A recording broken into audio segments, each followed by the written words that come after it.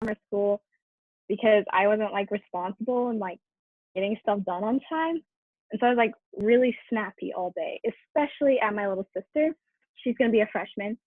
And so she's also in the youth group. And I just like was not very nice to her sometimes today. And I just couldn't like find a reason to like not like to not I couldn't find a reason to like go and apologize because I didn't feel like I had done anything wrong. And so that was kind of mean of me to do. And so later on, I was talking with my mom and I was like, I just kind of realized how mean I was to my sister. And I was kind of surprised that like she never said anything back. She didn't like snap back. We didn't like yell fight. I was just like a little bit mad at her. And so when I talked to my mom about it, she was like, when you were sniping at your sister, it's like just mean and prickly. She came to me and she was like, I don't know what to do. And so I just told her to give you grace and to know that you were having a bad day and that it was going to be okay. And then at some point, she'll come around to it. And so that was like really meaningful to know that my sister like understood and she was giving me grace and not reacting in the exact same way I was treating her. And so when I was thinking about it, I was like, this is what Ephesians chapter 2 is about. But instead of my sister giving me grace, it's God giving me grace all the time.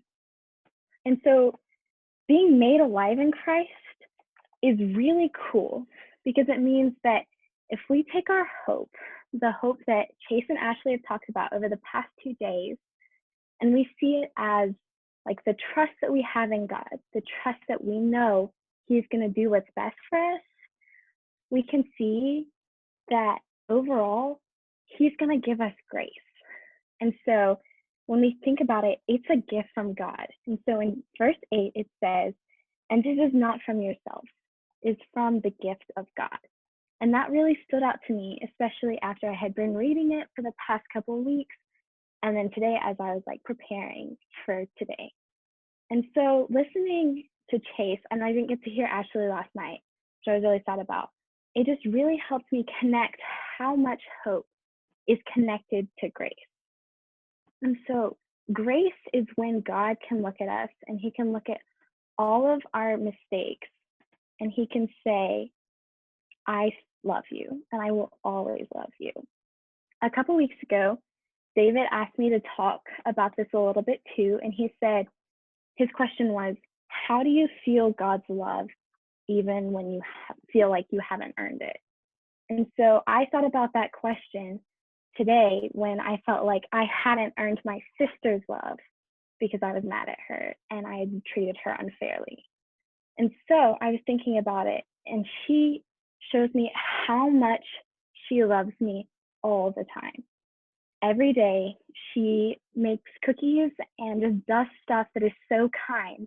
And sometimes I don't think about it. Sometimes she walks into my room to tell me something and I'm like, get out.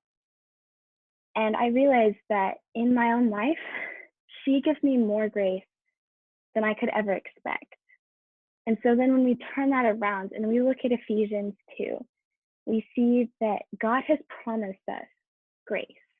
And so through our confident hope, the hope that we know we have and that we can place fully in God, we see that we are given such endless grace.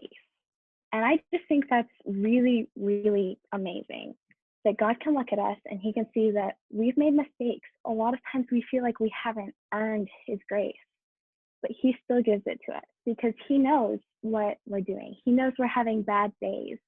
He knows that we are just so snappy because we're stressed or we're freaked out and we don't know what to do. And He just comes in and He shows us. And maybe He can't give us cookies, but there are moments where, like reading Ephesians 2, you just are reminded of it. Sometimes I'll be making dinner or I'll be driving in my car and I can just feel a relief. It feels different and I can feel His grace. And that's just so amazing. And it restores my hope because I know that no matter how many times I mess up, He just He has given me grace, and through that grace, we can continue to have this confident hope we've talked about over the past couple of days. And I just think that's really amazing to see how just looking at the small things in our lives, we can see God through them. And so I'm going to read Ephesians 2, and then that'll be it. As for you, you were dead in your transgressions and sin, in which you used to live when you followed the ways of this world and the ruler of the kingdom of the air, the spirit who is now at work in those who are disobedient. All of us have lived among them at one time, gratifying the cravings of our flesh and following its desires and thoughts. Like the rest, we were by nature deserving of wrath, but because of his great love for us, God, who is rich in mercy, made us alive with Christ even when we were dead in transgressions.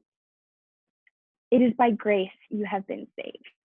And God raised us up with Christ and seated us with him in the heavenly realms in Christ Jesus, in order that in the coming ages he might show us the incomparable riches of his grace, expressed in his kindness to us in Christ Jesus. For it is by grace you have been saved, through faith. And this is not from yourselves, it is the gift of God, not by works, so that no one can boast. For we are God's handiwork, created in Christ Jesus to do good works, which God prepared in advance for us to do.